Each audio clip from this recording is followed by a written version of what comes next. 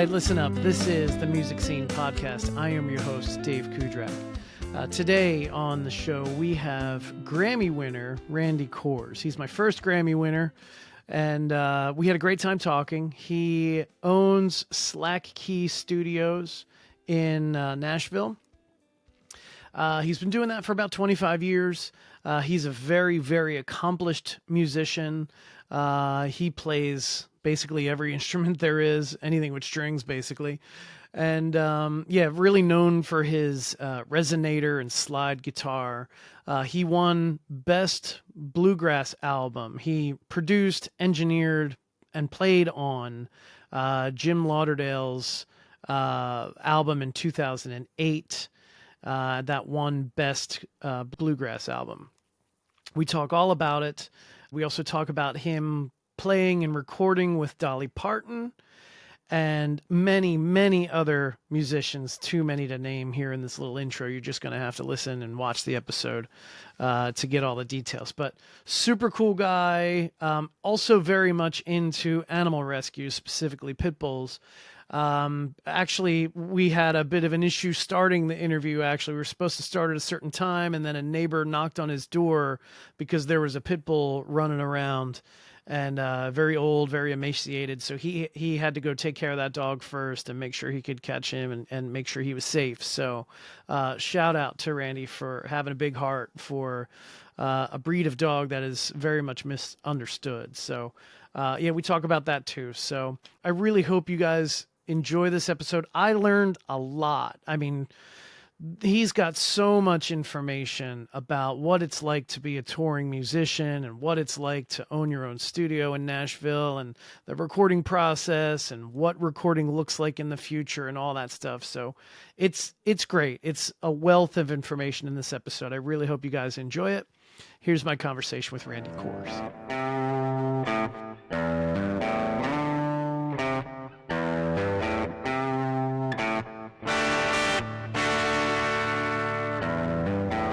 I know you have a pit bull at home, I guess, right? According to your Instagram. And I know you've got an affinity for them, correct? Yeah, I'm a big dog lover, for sure. Yeah, same here. All of my pets that I've had over the years have all been rescues.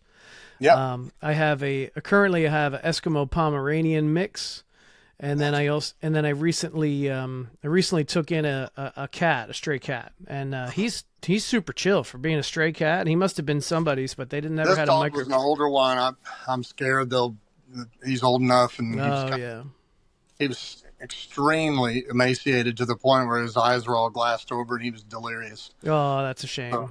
So I got him some small bite food and tried to help him as much as I could. Yeah. Well, that's good, man. Good for you. I applaud your efforts. Yeah.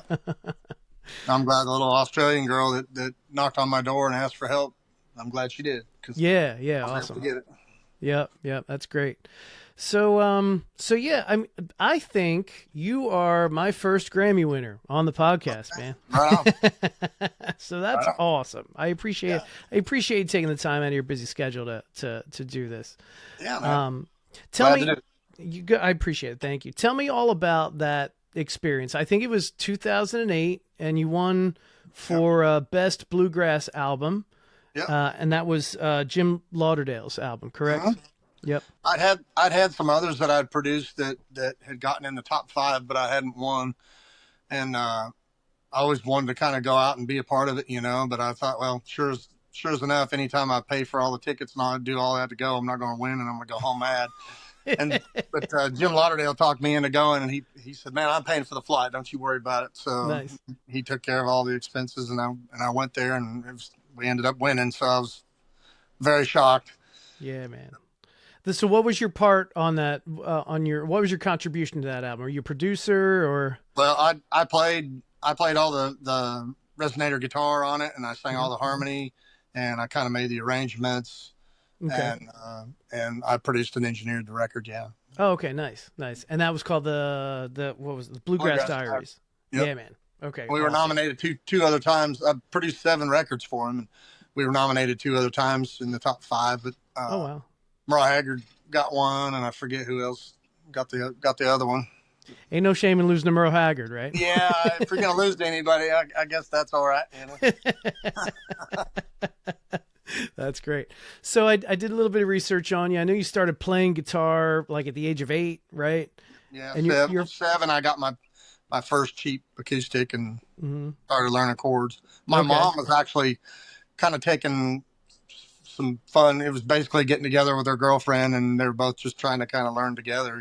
One of them was further along than the other, and I just kept watching my mom struggle, and I said, it's just not that hard. I don't understand. It's like, oh, really, smarty? And she handed the guitar to me, and I immediately like strummed a D chord that she was trying to strum, and she was like, well, I'll be. And so it just, it tapered it for whatever reason. It connected with me, and awesome.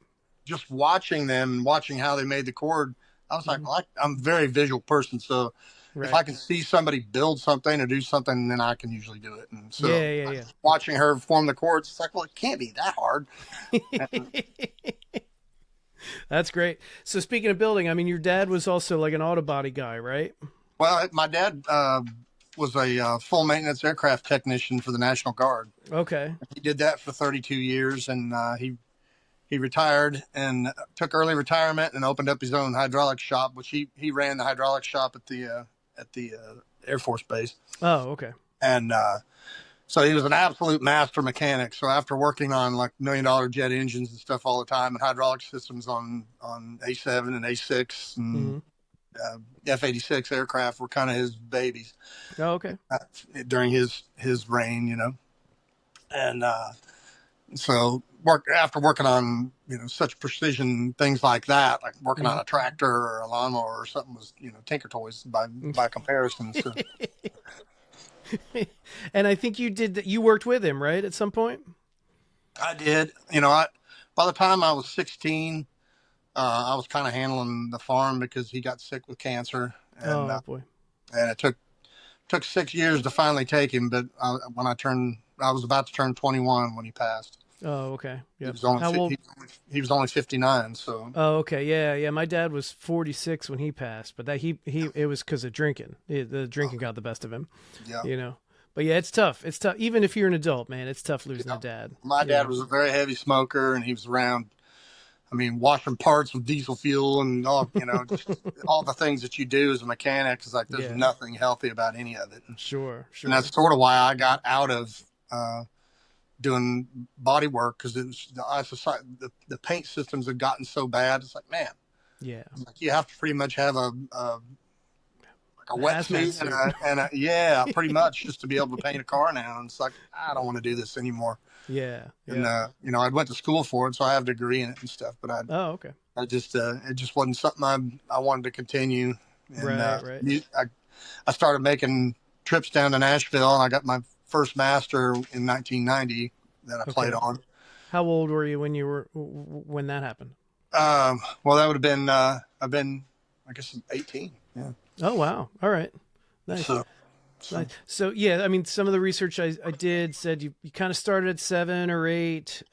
Started playing, I think, resonator at around 10. Is that about right? 11. Mm-hmm. 11. Okay. What made you pick up the resonator? My uncle was an incredible slide player. His name is Jack Ferguson. We lost him a week of Christmas in 2019. Oh, okay. He was pretty much been a lifelong mentor for me. Mm-hmm. Oh, great. And before he got to the point, he passed away at 86, but when he was 80, I had played the Miami, I think it's called the Miami-Dade Bluegrass Festival, and there was a guy selling CDs down there. And I was snipping through the CDs, and I found one of my Uncle Jack that was just a bootleg from a festival. Oh, nice.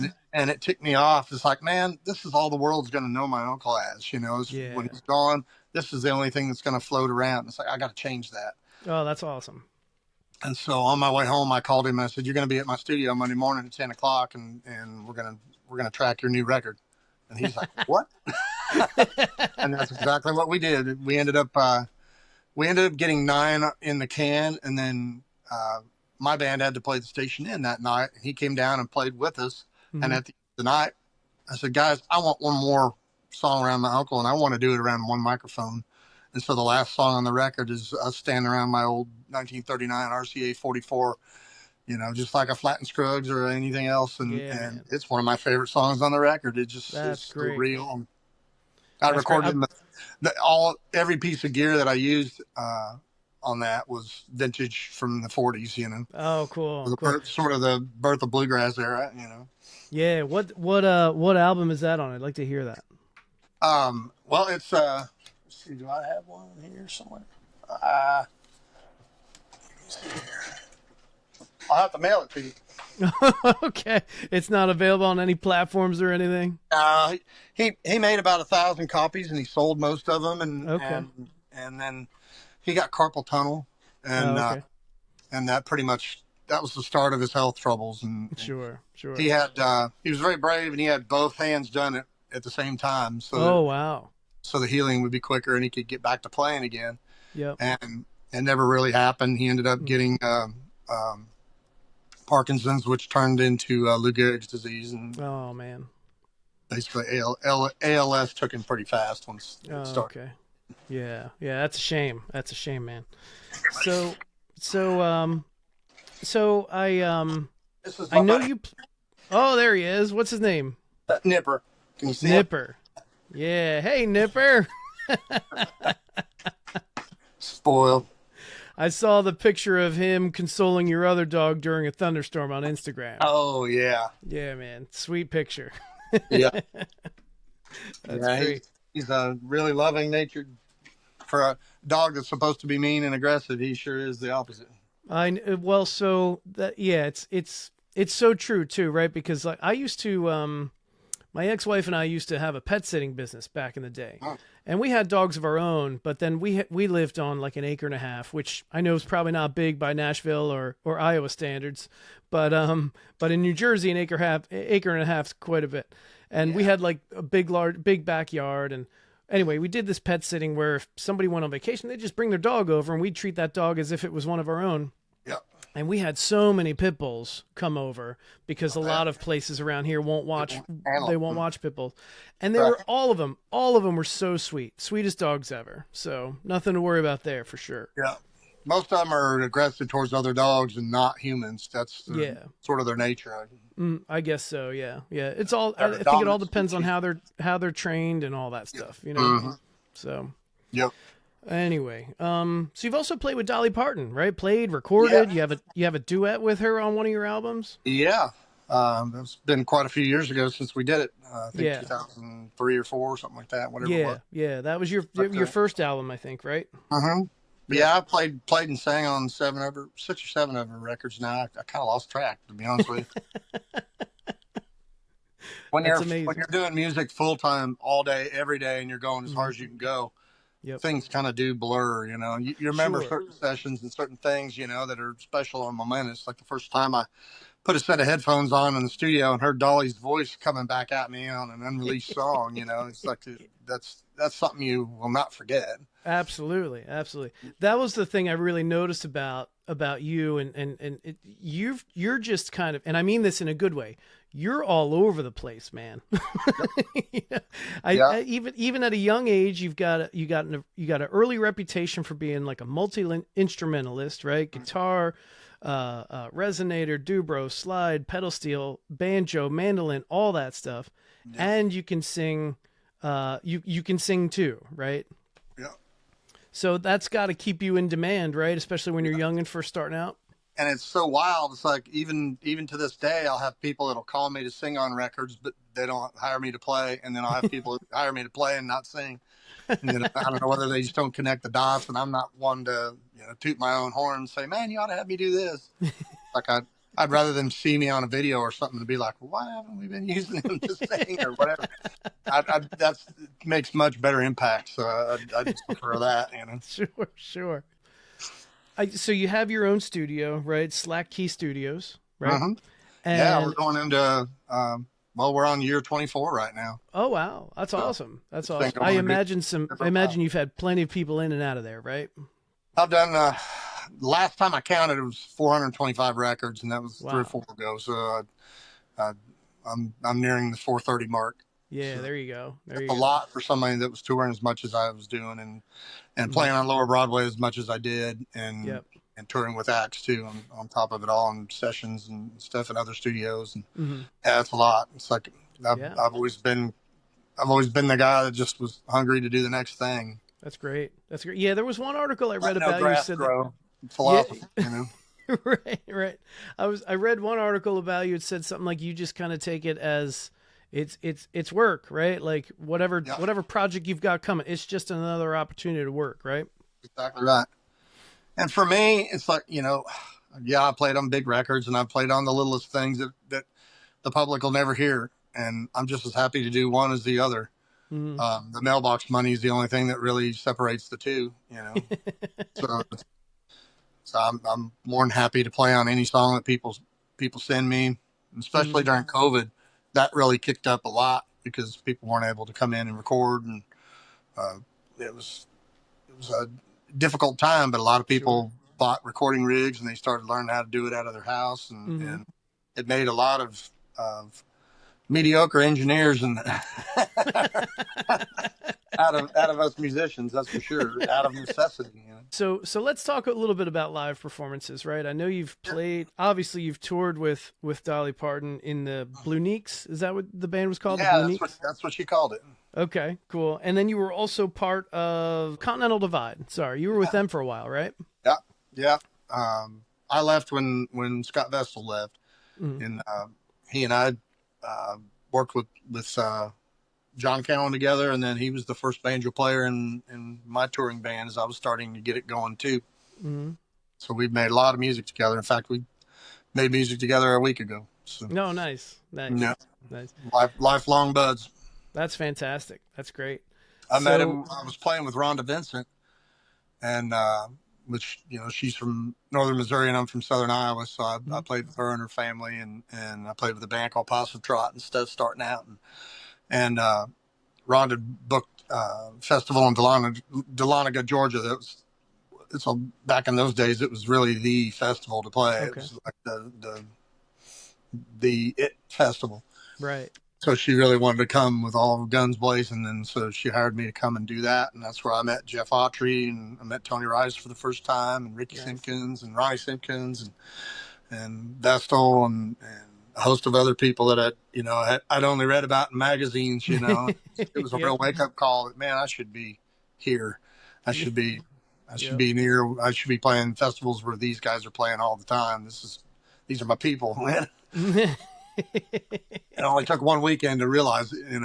Right, right. So what was your move after that? Like once you decided you needed to be around those folks, what'd you do? Well, my dad had cancer, and I was taking care of the farm, so I had a really wicked schedule. My classes in college started at 6:30 a.m. for trade school, Oh wow. and I'd do that, and I'd do my college stuff, and I'd get out between like 1 and 2 in the afternoon, and I'd go work in the body shop just down the street, which was the only body shop for miles, and I don't know how I was the one that got the job, but I'm glad of it. And we built wrecked Volvos and rebuilt them and put them on a showroom floor, and Yep. sold it like brand new service rider wrecks with like 500 miles on them and stuff. Oh And wow. Okay. so Yep. nice working on like newer cars, Hmm. and doing that sort of thing instead of having to do a bunch of rust repair and stuff. So it was a good living. Nice.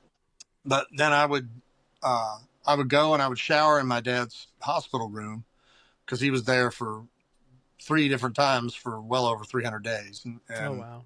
and so that was my only chance to get to see him. So I would go and I would take him something to eat, and it wasn't god awful hospital food. Now the hospital foods are much better, but back then it was horrendous. Yeah. We're talking 30 years ago. It was Right. horrendous. Sure. I bet. So Yep. I would bring him some decent food, and get to visit with him, and I'd shower in his room, and I'd go and I'd play my 9 to 2 country gig, and then I would drive an hour home. Oh wow. At 3 o'clock in the morning, I'd be pulling in the driveway, and I would race across the street and hay and grain the cattle in the middle Oh of the night. jeez. And then Right. I'd get Right. maybe an hour or two sleep, and then I would have to drive an hour back Holy in to get to cow. school. And I did that for 2.5 years. Wow. Yeah. How'd you even function, man? Yeah. How's that? So I to this day, I can teach. I have taught myself how to fall asleep, and I can fall asleep in about 15 seconds flat, and I can still do it. Really? Uh-huh. You just learn that to conserve energy everywhere you can. Right. Yeah, my lunch breaks at the body shop, when I was working full time and stuff after school let out, I'd grab that hour's worth of sleep because it was everything. Yeah, man, that's brutal. I mean, literally like Uh-huh. an hour worth of I sleep couldn't do before it having to now. start Being in over my again. 50s, there's no way I can do that schedule. Yeah, same I here. mean, I work a lot here, but when I get tired, I lay down. So, Right, right. Well, that's the benefit of, doing your own thing, right? I mean, you've always kind of been self-employed, I guess, but I would assume life has kind of settled down with you a little bit in that you've got your own studio and yeah. all that stuff, right? Well, there's still pressure on. I'm trying to grow it all the Sure. time, and I'm not trying to get bigger and better clients. Uh, Hmm.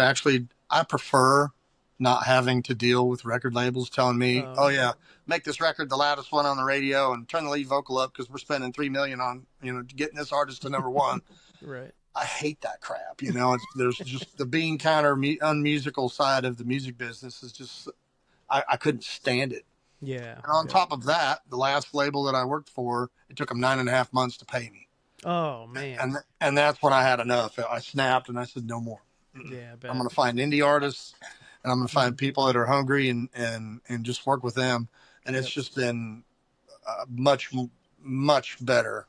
Nice. It's like they're just so much easier to make records with. And at the end of the day, I'm proud of what we do. And I'm not having to answer to somebody to squash the hell out of a record more so it's the loudest one on the radio. And it's like, that, and just all the things that I don't like about music Right, forcing right. me to do. And Yeah, so yeah. it's a beautiful thing. And so I truly prefer people that are unsigned and doing their own thing. I think their survival modes are much better, and their writing is a lot deeper. And it's Hmm. like everything with commercial music has just been so watered down to be commercial and to Yeah. be Yep. pliable to a large audience Hmm. that they wouldn't sign a Chris Christopherson today. George Probably Jones wouldn't not. have a chance. He wasn't pretty enough, Yep. and or, that's two of the most iconic people in country music history. And I know they wouldn't have a shot today whatsoever. Yeah, it's crazy. And so that's the people that I seek out. Is like, okay, who's the unsung heroes around town that are struggling? I'm going to work with Yeah. them. I'm going to make Yeah. their records the best I can make them. Yep. And Yep. so that's That's what I've great. done. And That's so it's awesome. it's a different philosophy, but I have 6 records going for people, and instead of having like one Alan Jackson that everything, the weight of the world is on, Hmm. I have dispersed my talents among 6 different people in that time frame, That's and to great. me, that's a lot. It's just a lot better situation, I think. Absolutely. So I really know nothing about kind of recording an album, right? I've got a handful of songs of my own out and that I've recorded in my living room. Sure. You were talking about mediocre producers. That's me. So, mediocre engineers. I mean, that's me. Well, Um, a lot of it stems. Everybody that's starting out, they're not going out and buying a $20,000 Telefunken U47 to sing through, and right. they're not.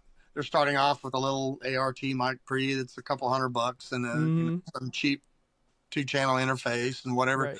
because that's what makes sense. And I Yep. started the same way. I'm not by no means am I mocking. I Sure. still Sure. have those pieces of Yep. gear. They're on shelves and display shelves. It's like, this is how Mhm. I started. Yeah. I even Yeah. have the little 24-bit data recorder, the little rolling thing that I started with. It's sitting right up. Nice. I mean, I'm looking at it right now. It's 4.5 feet away from my finger. That's fantastic. That's great. But so I guess my question to you is like someone who certainly knows their way around a studio and producing and engineering and all that stuff. What what do you bring to like an indie artist's record? Like what's the value that you add as opposed to somebody who's just trying to do it in their living room? I know that Well, might sound like a dumb question, but I honestly don't know. I want to learn. well, sure. Well, number one, I've got some of the greatest gear on planet Earth. Okay. Yep. So when you're coming here, it's no longer the little cheap interface and the ART mic pre and a 4033 or whatever, Right. or SM57 or whatever it Yep. is. So Yep. that side is certainly elevated. Mm-hmm. But I also have 430 records that I've done for people, and I've played on over 3,000 now It's for great. others. Yeah. And so all that experience adds up over time, and it's interesting. Like with country music, it's like '90s, like throwback sounds are making a comeback right Oh, now, are they? and all the I don't know, like the Ella Langleys and stuff. I mean, that her stuff sounds more country than Garth Brooks did in 2000. Right. Yep. And so to me, I'm watching a major resurgence in like guys like Zach Top and people like Mm-hmm. that are really bringing that influence back, just like Steve Wariner and Ricky Skaggs and Randy Travis did in the '80s. Yeah. Sure. Okay. That makes sense. That makes sense. Everything, what's old is new again. Right. Right. Right. When you start realizing, it's like, wow, that I remember when that came around the first time. It's like, okay, I'm getting to be the old dog on the porch. But yeah, Are that there? experience, it's like to have been there through the wave of the '90s and been making those records and stuff. It's like Mhm. people are leaning on me now. It's like, how'd you get those acoustic sounds? How'd you do this? Okay. What'd you like the mandolin to get that sound with on that I'm Torn record or whatever, Mhm. whatever the bluegrass guys are, they're influenced by everything that's on mainstream country radio, whether they want to admit it or not too. And so, and a lot of the acts, they're going through '70s rock and finding old archive B-sides and stuff, and they're recording things like that in Oh, bluegrass, okay. much Right. like the country gentlemen did in the '70s, Right. and Yep. so I'm just seeing an evolution at this point of what's going on, and the the clock is tilting around and it's shifting back to what it once was, and so, Right. Sure. Yep. When someone is working with you, do how do you kind of establish the sound that they're going through? Do they say like, "Oh, I heard this album, I really want it to sound like that," or do you I listen do to them like and make people to, suggestions? especially with girls, because the influx of whatever is the first thing that you hear when you turn the radio on is obviously, that's sort of what their goals are, is to be one of those people. Sure. But at the same time, it's like, well, let's dig deeper in that. So what is your top 5 records that aren't on the never made it to the radio or aren't on the radio now? Mm-hmm. And so that tells me the depth of their musical character, and I start kind of honing in on the things. Like, okay, it's like that. There's a girl named Mackenzie Marie that I'm producing now. She has a little bit of a gravel in her voice, but not tons. Mm-hmm. And she wants to maintain as pure as she can her sound without getting too, dare I say, like a Chris Stapleton or somebody that has a lot of grunt and growl in Sure. their voice, and she wants to avoid that. And she has a very '60s flair about her, but she's also, knows George Jones and Tammy Wynette, at the Mm-hmm. same time. So she has this cool influence of that kind of thing. So we really went back and tried to chase more of a, Memphis meets Muscle Shoals thing with her, and then add a little bit of '90s country with that, and just kind of fuse that whole funky thing together. And we did a single last year that's out. It's a little tongue in cheek thing that she saw a couple in one of the bars that she sings at in North Carolina, I guess, and she just in her head she just wrote a little story about him because the girl was quite a bit younger than the guy. And turned out they were like dad and daughter, but she made it like sugar daddy. Right. Right. So she wrote the song Sugar Daddy, just out of just people watching and trying to guess what people's lives might be Sure. like, and just Yeah. out of sheer face first Mm-hmm. observation. Yep. Very cool. And yeah, but I ended up having that song in kind of has like a swanky Memphis thing, and I had Angie Prim and Gail Mays sing the I call them my background vocals. They're phenomenal black gospel singers, but they Yeah, do man. secular music too, and they're Sure. the most ridiculously talented singers that I've ever worked with, That's and great. I love having them over there. I hoot. Yeah. And they're the absolute real salt of Nashville, and so anytime I get to call them, and it just really worked for this record of Mackenzie's. So That's they're great. they're doing the whole Memphis thing, really nailing it. Awesome. When's that Mackenzie record going to be out? Do you know? Well, we just got her lead vocals done, so I think she's intending to just get singles done at a time. Okay. So I'm going to try to get everything kind of going where we can get the all the rest of the background vocals and the rest of the overdubs done that we're going to do on the record, and then she's going to be releasing them one at a time. Gotcha. Is that seems to be the trend lately in the last few years? I guess it's a single every month or something like that. Yep. One of my friends, Shelby Kennedy, we had a long talk a couple of years back, and he was discussing, it's like, man, every song that you do should be a single. It should be treated as a single. He believes in that. Mm-hmm. Fresh music, new stuff all the time. If you release a whole record, everybody hears that song once or twice. They may not go back to it. They might go back to it. But if you release it as a single and it's a focused thing, they're going to have a chance to hear it a lot more. And he said, look at it like this, Randy. He said, you have a litter of puppies in a laundry basket and you bring them out to somebody. Well, obviously they're going to see this beautiful batch of puppies, but there's going to be one or two that they're drawn to more, and they'll give them the more attention, or the ones that are jumping and yipping and being most, the most notable dogs, they're going to take attention to them first. Mm-hmm. And he said, but if you brought out one puppy at a time in that laundry basket, they would love on them equally. That's true. That's why not treat your music like that? And I thought that was an incredible analogy. And so I've told many of my artists since then that same story. That's a really good point. I think it's rare. I happen to be one of these folks. I love hearing like the deep cuts, but I'm 52, right? My heyday of buying music was going to the record shop and buying either the vinyl or the cassette. It was before CDs, So I loved digging into that stuff because me and my friends would have conversations about like, oh, did you hear the third song on the second side of that album? That's great, But those conversations don't exist anymore, They're laying on the couch and reading and rereading and rereading the LP liner notes and stuff. I do have friends that are two different records that I produced last year are out on vinyl. Nice. Brad Stewart's record is, I love his stuff.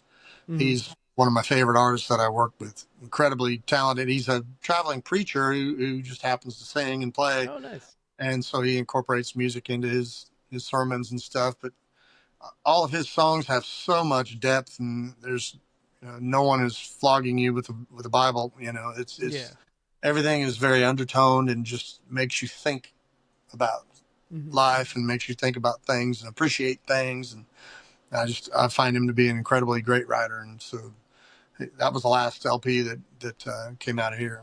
That's awesome. Who are some of your favorites nowadays? There's a lot of people that I love to hear sing. Almost everybody that I know that I really respect their singing. They don't have deals, and most people don't know who they are. And, I saw a post on Instagram or something. It must have been a recent writers round at the Bluebird Cafe, and somebody, I don't know who it was, but he turned to them to like the camera and was like, "Let me tell you right now, like the best song ever written, no one's ever going to hear it." Yeah, because it'll be too like controversial or something for the radio, like nobody will ever hear it. Yep.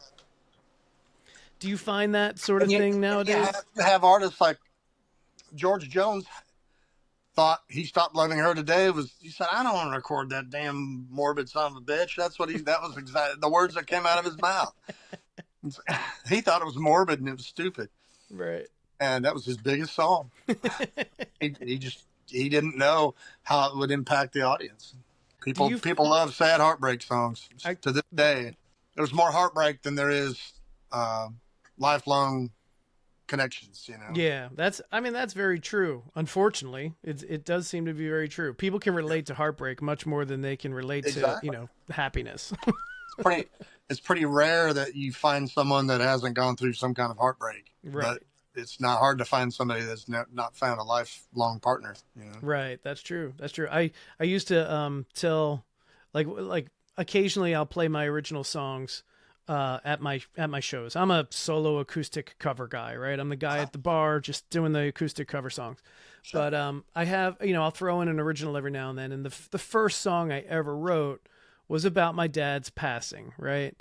And it's called "I Miss You," and it's like a heartbreaker song, right?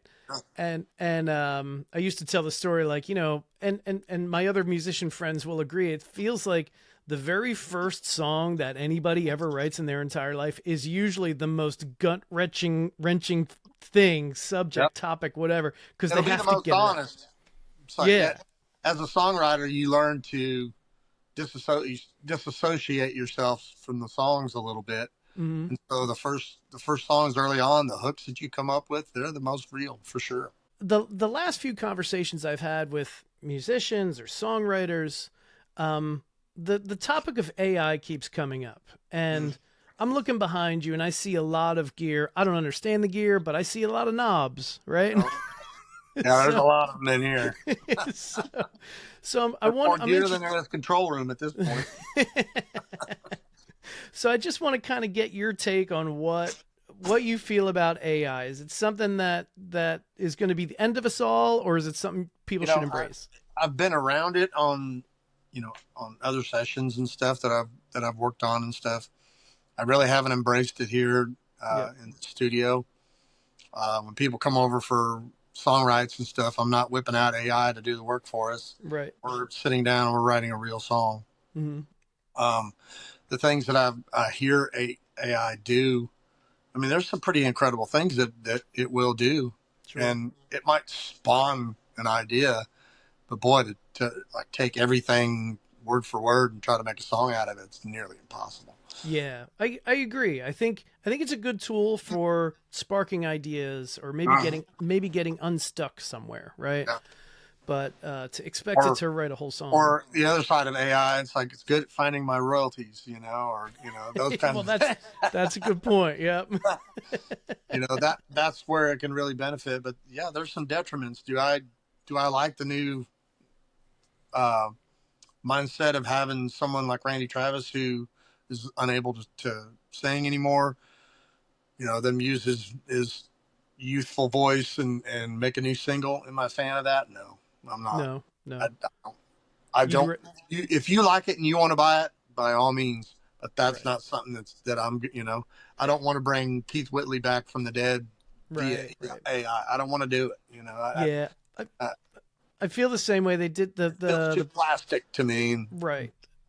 Agreed that the Beatles did that with like a John Lennon cut or something. They used a little bit of AI to kind of fill in the blanks. And I was like, I'm not sure about that. Yeah. Yeah. And I understand it was like a tribute to their friends, that's passed before them. But yeah, it just feels dirty to me. I don't know. I want to do. I like that when you first started answering this question, you said, no, we're going to sit down and write real songs. Well, yeah. Well, it doesn't feel real when it's manufactured in 30 seconds, Right. Agreed. So you can give a list of things that you want AI to write a song about, and it will literally do it in a minute flat. Sure. So I don't know. It's sort of there's a lot of AI mastering, for music these days, where you can send your song and AI will automatically master it for you to whatever RMS and that you request and blah blah blah. Nothing's going to replace the someone with emotions sitting behind a console and mastering a record. No one's gonna beat that. Educate me a little bit on kind of what the magic is behind mastering, because I've heard the term. I don't really know what it is, because again, I've never worked in a studio. But like, what makes someone a good person to master? Well, I mean, it takes beautiful ears that are gentle and will shape the record to its best potential. And typically in the past, mastering guys would get a 2 mix of your mix at a low volume. So they have plenty of room to work to make it radio loud. And so it's their job to bring up the RMS level of that music and make it where it sounds in the neighborhood of everything else that's playing on the radio. And the interesting thing about that, just as a side branch here of this tree, in the bluegrass world, like there's been people that have mastered records a little too hot, and XM say, we're not playing this until you master this where it should be. Oh, This, really? this Okay. is too loud.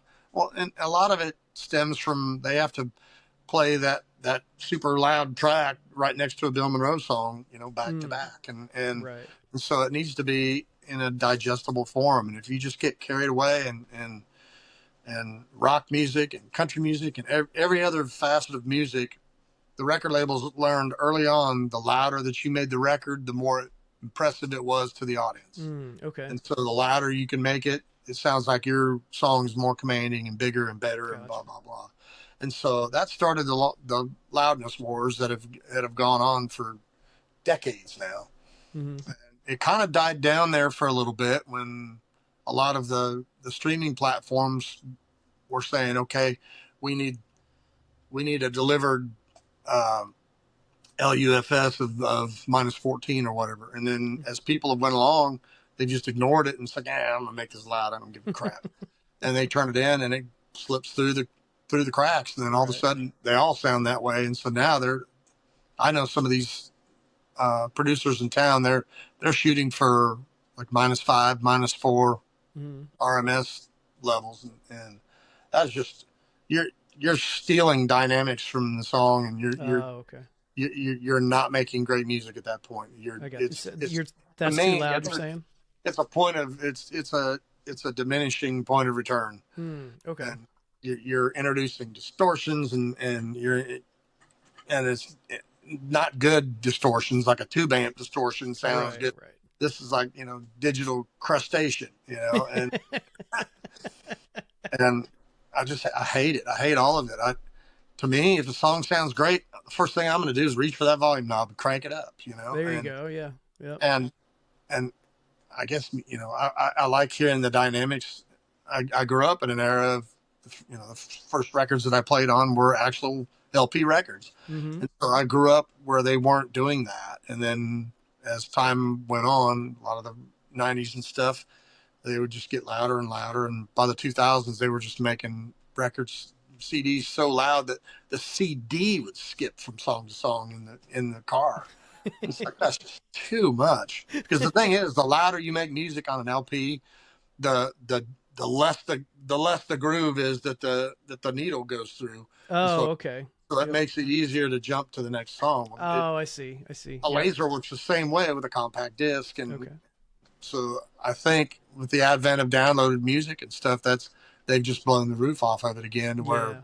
all these producers they're just listening to record labels. Man, make it louder, make it louder, make it louder. To the point where it's like, man, you've ruined it. Why would you? This song sounded great, and you made it so loud that you ruined it. And it happens a lot. I bet it does. Yeah. So I mean, I guess it's safe to say that over the decades, music has just gotten louder in general. Like music on the radio has just gotten louder, right? Yep. That's crazy. I never even thought of that. It's amazing. Yeah, considerably louder. Yeah. Like That's three cool. and four times louder than what an LP is. And so when you Wow. have somebody, I use Randy Leroy at Tonal Park. We've been working together for a long, long time. And, when he mastered Brad's record for an LP, it's a totally different mindset. It's Okay. like, okay, I know they're going to shave off a little bit of bass when they cut the thing. So I'm going to make sure that the record's nice and rich and bottom heavy and balanced. Hmm. And you cannot make those records loud or the needle will just skip. So you Right. Right. have to, so So I threw Brad's record on the other day just to listen to it, and I'm super proud of the mixes. It sounds great on vinyl.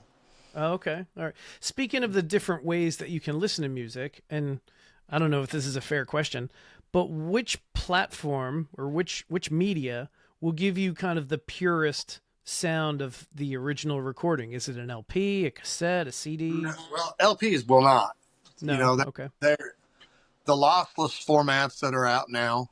Hmm. Um, I know Neil Young was really pushing his thing for a while, and some of those there's formats where there's a whole like audiophile society that when you master a record, you should master it at whatever the bit rate and sample rate that it was recorded at and released it that to this like audiophile community. And so they're listening at home, you know, they're listening to the basically what the studio listened to when they recorded it and mixed it. But, you know, when you hear something on YouTube, it's there's a lot of loss there. There's a lot of tone loss. Yeah, I bet. Yeah, and then like on your devices that you're listening to, like if you're listening to something on your phone, that's so compressed and there's no dynamics to it and all that stuff, right? Yeah. And the crazy thing with like iPhone is unless you put your phone in mono, if you tilt your phone to the left, it'll play you like left heavy mix stuff and the same with right, you know. I thought it just made it stereo, but it'll really like kind of overpower one side. Yeah. Listen to a record that you really know and tilt your phone to the left and you'll hear all the left side information. That's so weird. All of a sudden that secondary guitar that was going on in the right side just vanishes. That's crazy. I have my cell in mono and it's a great test. Oh, okay. Just to listen to a mix in mono to make sure that no instruments are dropping out. So you have your phase right with every instrument. And okay. It's just a really smart test. And sure. The cell phone is brutally honest. And unfortunately, I hope that they'll put drivers in cell phones in the future that'll have a little more bass, you know, because everything gets shaved off at about 100 hertz or maybe even a little higher for cell phones and stuff. And I would love it if you could really hear a mix and hear everything in a mix on a small speaker and capture everything. Yeah, yeah. Has the cell phone become the new car test? Because it used to be back in the day you'd listen to it in the car. Yes, it has. You know, and unfortunately, it has. People judge by earbuds much more than a car at this point. I would say. Okay. Yeah. You know, and just the speaker on your cell phone, that's a secondary. That's like my mono test. So that's right. That will tell you a lot of what's right and wrong with a mix. Okay. All right. I'll try it next time I'm recording something in my living room, see what happens. Yeah. I know you've been around your studio forever, right? You've got a wealth of knowledge.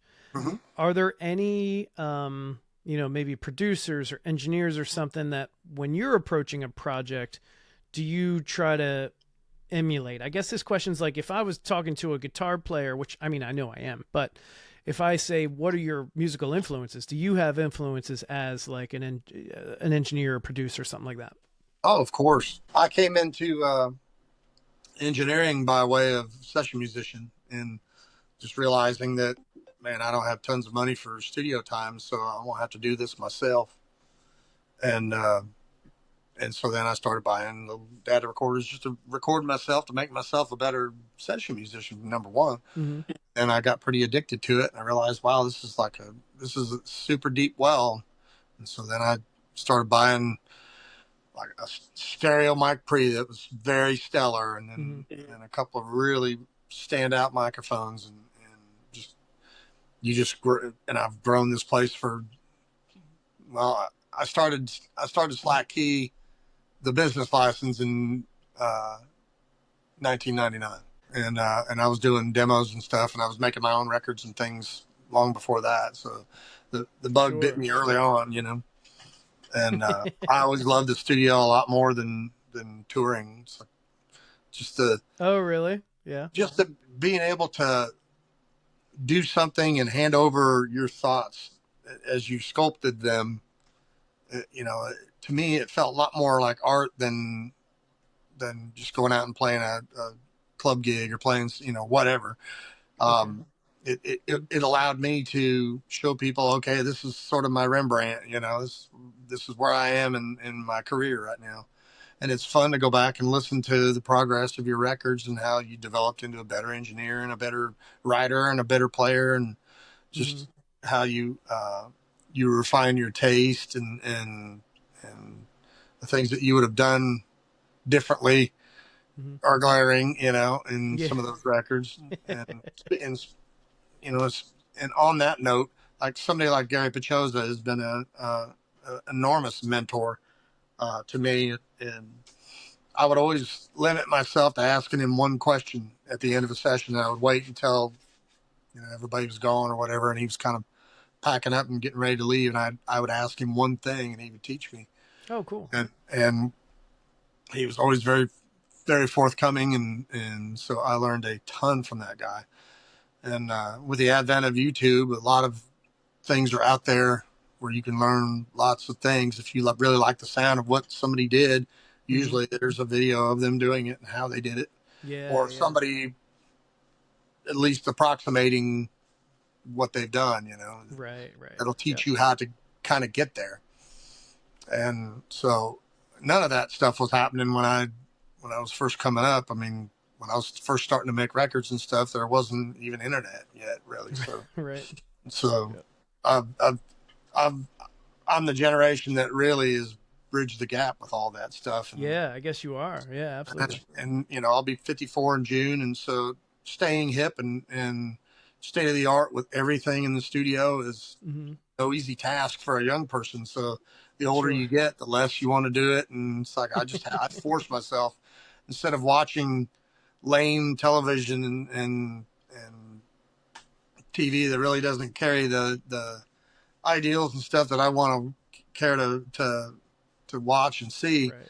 Yep. I'll watch a tutorial, or I'll watch plug-in videos of the latest, greatest, whatever, or NAMM show reviews, or all that kind of stuff, because I want to stay absolutely state of the art as I can. Yeah. So I mean, my clients deserve that, Yeah, sure. They're So paying.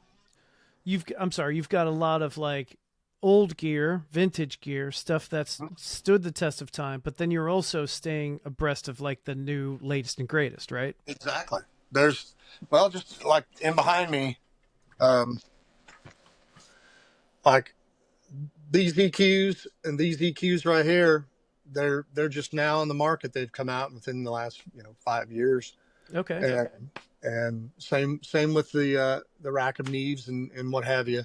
But down here, this is all 70s gear, and then you get over to here, like this piece of gear here. This is from the 1930s, and it looks just as state of the art, and it sounds just as state of the art as some of the stuff that is the most current thing on the market. So yeah. Is there anything else that you wanted to kind of let my listeners know about you? Anything you wanted to promote or whatever? I guess with a focus on recording, it's like it starts with a song, and those songs can be recorded crappy and still be hits if they're good songs. And that's what a lot of people forget about. A lot of people are more. I'm in a town with over 10,000 recording studios going every day, all day long, as hard as they can go. And so everybody has a focus on that, and they have a focus on that sometimes a lot more than, is this a good song or not? And then you have record labels that are, this song passed the focus groups. And it's like, well, what's a focus group? It's like, well, that's 15 people that know nothing about music whatsoever, giving you an opinion on what they like and what they don't like. Is that healthy for making music better? Not in my opinion. And so agreed. And it's a real struggle that, they know this is going to be a hit with the masses, but it's a crap song. That's why you hear such mediocre music on the airwaves. Yeah. And with Spotify, I think somebody said they've surpassed 100,000 songs a day being uploaded to Spotify now. I've heard that too. Yep. That's a lot of stuff to dig through to find a great song. So for me, I'm always looking for artists. I'm not looking for artists with the biggest TikTok base.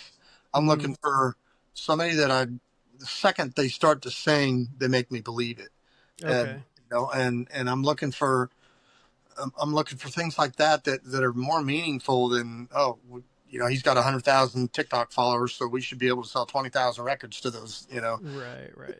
And I'm not much of a bean counter. I mean, you have to be a business person and run a business, as a recording studio. But at the same time, man, I really want to work on great songs. And when I retire, I want to look back on my career and be proud of it, and not, oh man, I was the most homogenized producer in the world. I don't want to do that. That's great. So Yeah, always, I mean, You want to enjoy your work too, right? I mean, how can you You know? how can you produce a song that you just hate? Well, you can, and many people do it every day, and it's just, and not every song I produce is something that I fall in love with, Sure. but pretty much every song that I produce, I have some level of respect for it, Mm-hmm. whether it's one way or the other, genre or the other, whether it's something that I really Mm-hmm. floats my boat, or I just respect the fact that how the artist is writing it and doing it, and I always find something that I can embrace about the song as I produce it. Yeah, that's great. Do you record a number of different genres, or is it all still kind of country based? Well, I have a blues thing going on for one act. I have a kind of a '90s country thing going on for another. I have a husband and wife team where the husband kind of come from the bluegrass world, but she comes more from like the like the gospel world. She plays a big string harp, and Mm. so everything's very like old school, very pretty ballads and what have you. And so we're working on that record together. And then Mackenzie's thing is like a '60s funky country throwback thing. She's all about the funk of the drums and percussion and the swanky guitar licks and everything that's Nice. kind of that the swinging '60s sort of had. And Mm. then I got a uh, '90s country guy that wants to be sort of like a Mark Chestnut type guy, but he also wants to not sound dated in 1990s. So he Yeah, wants to sure. have one foot in the new age and then have courtesy to the '90s, I guess. Nice, nice. And and then there's a girl that's I wouldn't call her I call it coffee shop pop Okay. for a lack of a better term to describe her, but she plays a lot of like wineries and coffee shops and what have you, Hmm. just with her and an acoustic guitar Nice. in Utah, where she's living and going to school. Hmm. And she came here to we've got a 4-song EP on her so Very far. cool. So I'm I'm pretty widescaping with stuff. I'm not much of a. It isn't that I haven't done it or don't care to. I just don't get calls for it, and it's mostly because the volume wars thing. But like Mm. rap music and stuff is all about the volume wars. They want the Sure. loudest. How, Right. how loud can you get this? And Yeah. Yeah. that's just not music that I really want to make. So I tend to stay away from those genres, and it's pretty rare that if I do anything, they'll usually send me tracks and I'll play things on it and I'll just send them my tracks. And Oh, so okay. I am still involved in those records, but not in a production standpoint, Yep. other Gotcha. than producing my own parts and making that happen. Sure. Awesome. Well, where can people find information about you and information about your studio? I kind of my website got dated and there just wasn't that much traffic going to it. Hmm. And it seems like my Facebook pages and my Instagram just sort of took over all that stuff, and so I Okay. just really kind of live there. Um, So Randy Kohrs on Instagram and Facebook. mm-hmm. Okay. Yep, and Slacky Studio on both too. So, Oh, okay. You have separate pages I for both. try to post. There's a few things that will be duplicated, but I really try to make both pages sort of different from each other, Hmm. and the studio page be more gear related and more whatever, Yep. Yep. and the Randy Course page like be more artist focused and Nice. stuff for that kind of thing. Awesome. Awesome. Well, it was a pleasure talking to you, Randy. I appreciate you making this work, even though we had the minor emergency in the beginning. Yeah, man. Well, I'm glad that everything worked out and he's safe and not getting hit by a car. So Yeah, exactly.